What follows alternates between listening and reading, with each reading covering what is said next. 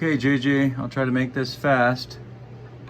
So I now have the DC to DC converter, the smaller wires, one of them going through a 30 amp fuse, going to the positive side of the contactor, the negative going to the negative side of the shunt.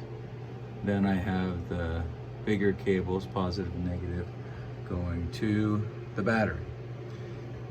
I also have the charger charge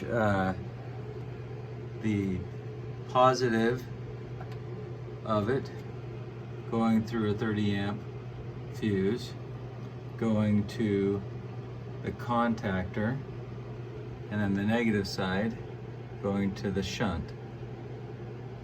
Okay. I also have a pre-charge going to the emergency switch after the fuse.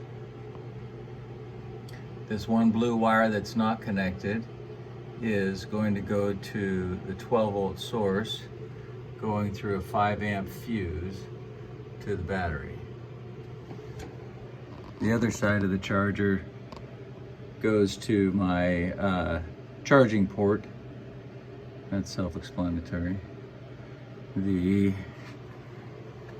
red cables I have, I don't even remember where they're coming from now. Oh, the relay, I've got the red going to the, all the way up through here to the radiator, to the temp thingamajig.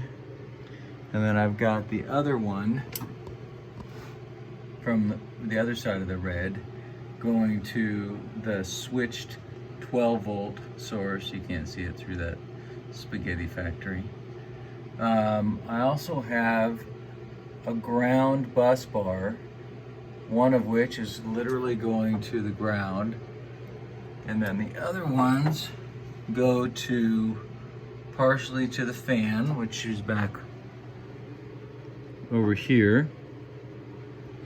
Partially is the charge controller, these guys there. Now these are all chassis grounds.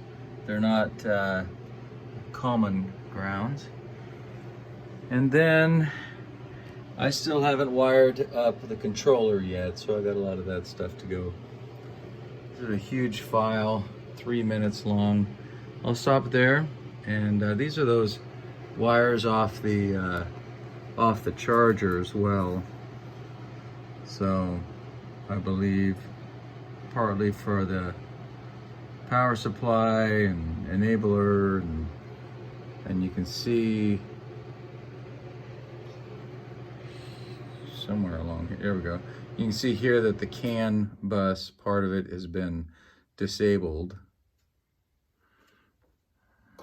And then there's those guys, whatever they go to. Okay, goodbye for now.